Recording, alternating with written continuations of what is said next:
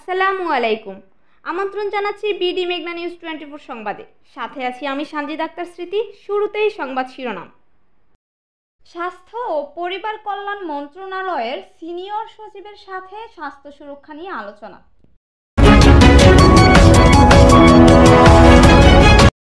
স্বাস্থ্য ও পরিবার কল্যাণ মন্ত্রণালয়ের সিনিয়র সচিব এম.এ. আকমল হোসেন আজাদ বলেছেন, স্বাস্থ্য সুরক্ষা আইন চূড়ান্ত পর্যায়ে আছে। আমরা দ্রুত সময়ের মধ্যে এটা ক্যাবিনেটে পাঠাবো। রবিবারের মধ্যে এটার খসড়া মন্ত্রী পরিষদ বিভাগে পাঠানো হবে। 11 সেপ্টেম্বর বুধবার বিকেল 3:30 স্বাস্থ্য ও পরিবার কল্যাণ মন্ত্রণালয়ের সম্মেলন কক্ষে আয়োজিত এক প্রেস ব্রিফিংয়ে এসব কথা বলেন।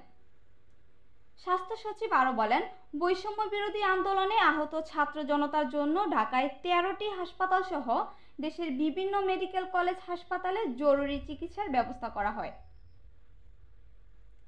পরবর্তীতে সারা দেশের আহত ছাত্র জনতার সম্পূর্ণ বিনামূল্যে চিকিৎসা সেবার ব্যবস্থা করা হয়েছে। এছাড়াও স্বাস্থ্য খাতের জনবলকে ডেঙ্গু বিষয়ে বিশেষ প্রশিক্ষণ প্রদান করা হচ্ছে। বর্তমানে গত বছরের একই সময়ের তুলনায় ডেঙ্গু পরিস্থিতি তুলনামূলকভাবে ভালো অবস্থায় আছে। প্রেস ব্রিফিংয়ে স্বাস্থ্য ও পরিবার কল্যাণ মন্ত্রণালয়ের কর্মকর্তা সহ প্রিন্ট এবং ইলেকট্রনিক মিডিয়ার সাংবাদিকবৃন্দ উপস্থিত ছিলেন। নাজমুল হাসান নজিরের পাঠানো তথ্যচিত্রে দেখুন বিস্তারিত। এখন এই পুরো বিষয়টা কত ছাত্র বা জনতা আহত নিহত হয়েছে এই ব্যাপারে একটা টাস্ক ফোর্স বা কমিটি হয়েছে খুব উচ্চ পর্যায়ে একজন প্রাক্তন স্বাস্থ্য সচিবের নেতৃত্বে। তারা এই সংখ্যাটা নিরূপণের জন্য চেষ্টা করছে। তারা কিছু আমাদেরকে সাজেশন দেবেন। এখন যদি বলেন যে সংখ্যা কত, আমি এখন যেটা বলবো এটা তো ফাইনাল না। আমাদের ডাটাবেস, ওই কমিটির তথ্য, আরো বিভিন্ন সূত্র থেকে প্রাপ্ত তথ্য, এটা সাময়িক একটা তথ্য, চূড়ান্ত আমরা জানাবো। এক মাসে কাজ করে আমরা জানতে পেরেছি যে 18,380 জন আহত হয়েছে, 625 জন প্রাণ হারিয়েছে। আহতদের চিকিৎসার জন্য আমরা হাসপাতাল থেকে হাসপাতালে স্থানান্তর করার চেষ্টা করছি এবং আমাদের সর্বোচ্চ চেষ্টা হলো যে বিভিন্ন সরকারি হাসপাতালে ডাটা এন্ট্রির মাধ্যমে তাদেরকে প্রশিক্ষণ দিয়ে ভবিষ্যৎ যে কোনো পরিস্থিতির মোকাবিলার জন্য আমরা তৈরি থাকি। তার মানে এরা যে ভবিষ্যতে আহত হয়ে আসবে, একটা সাধারণত একটা সড়ক দুর্ঘটনা হতে পারে, একটা অগ্নিকাণ্ড হতে পারে, আমাদের যে ক্যাপাসিটি সেটা বাড়ানোর আমরা চেষ্টা করছি। যেটা ভেঙে পড়েছে কারণ কি? অবহেলা, তারপরে অন্যায্য দাবি পূরণ করা, যেখানে যা দরকার নাই সেখানে সেই ইনফ্রাস্ট্রাকচার জনবল দেওয়া হয়েছে। আমি উদাহরণ হিসেবে বলতে চাই যে 2600 বেডের হাসপাতাল ঢাকা মেডিকেল পৃথিবীর একটা স্টেট অফ আর্ট একটা হসপিটাল, খুব ভালো সেবা পাওয়ার কথা এখানে, কিন্তু আপনি হাঁটতে পারবেন না। তখন বলবেন যে ঢাকা মেডিকেল এত রোগী কেন? আমাকে জব দিতে হবে। এখানে রোগীর সংখ্যা 4000+। তাই আমরা তাদেরকে সরাই দেওয়ার চেষ্টা করছি, যেখানে কম জনসংখ্যা বা রোগী অধ্যুষিত। আহত নিহত ঠিক আছে। আমাদের কাছে প্রাপ্ত তথ্য অনুযায়ী এখন আমাদের 625 ছিল, এখন 700 ক্রস করেছে। আর নিহত আর আহত ছিল 18,380, রাফলি ধরুন 19। এই বিভিন্ন হাসপাতালে আমাদের সমন্বিত সারা দেশে কাজ করেছে একজন প্রাক্তন সচিবের নেতৃত্বে।